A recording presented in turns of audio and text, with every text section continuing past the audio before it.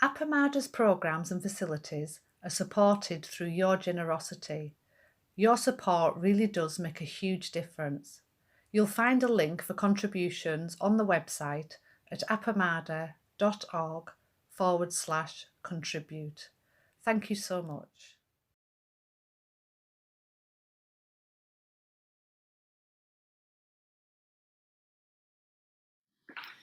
So, good morning.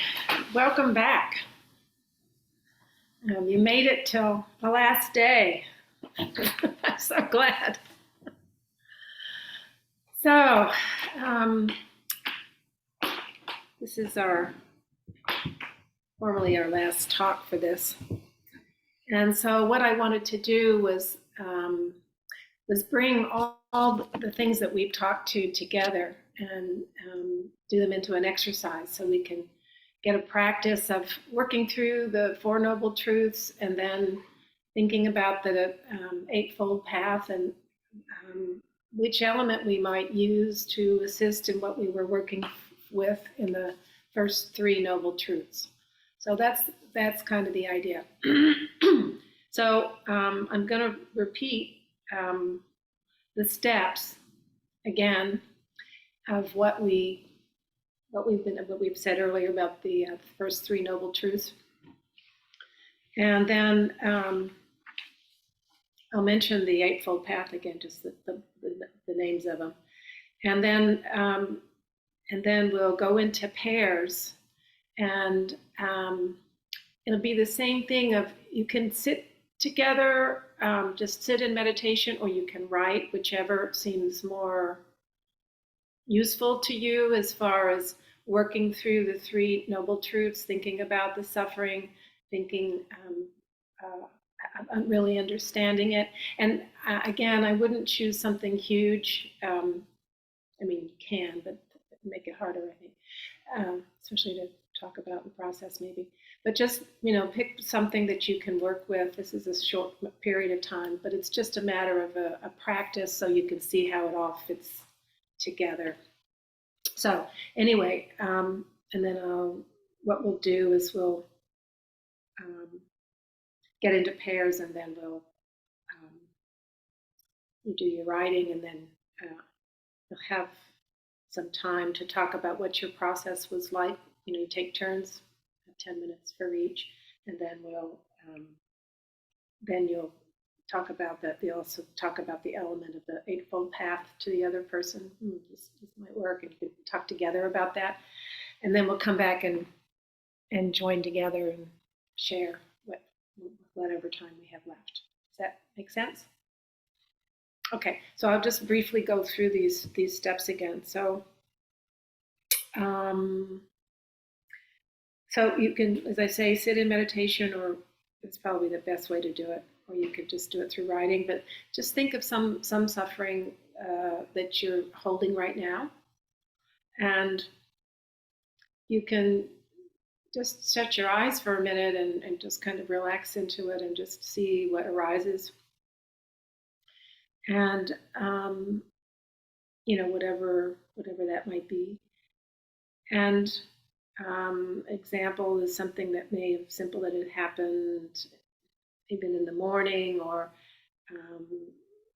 as I mentioned the other day, if somebody made a decision without consulting with you, or something that was just an irritation, or that you're kind of irritated about or upset about, and then so just hold it. Just hold it for just a few minutes, and be familiar with it. Try to get an idea of what it is, how it's kind of holding together, and take as objective a view of it as you can. And then you'll go into, once you feel pretty comfortable with that, again, this is condensed, so just do what you can with it. And then we'll go to the cause. What is the cause of it? And as you consider the cause, you may be thinking of the event itself. Well, this person did this, or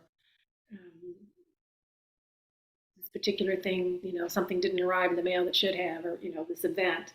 But then be sure and see if that's everything, or is there something else that you might be adding to it, more anxiety about it, over it, and how you might switch that to just really considering what you're bringing to it.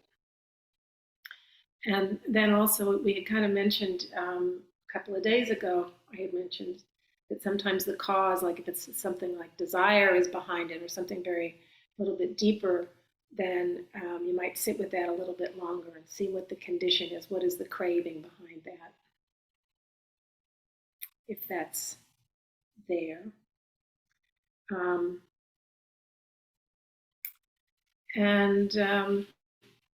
Again, that's good sitting, but the writing will do too. And then you'll kind of move into the cessation of it by being able to see it clearly. Take whatever's yours, see what's yours in part of it, and then being with it, figuring out what is exactly is the craving or the clinging, and then you can see the way to cessation, to dropping the clinging, dropping that craving. And then the next step would be the Eightfold Path. Is it right view?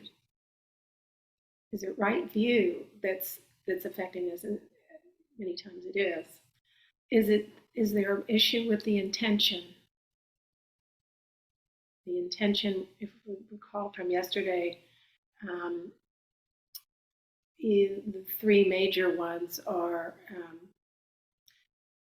ill will, hostility, and lust or desire.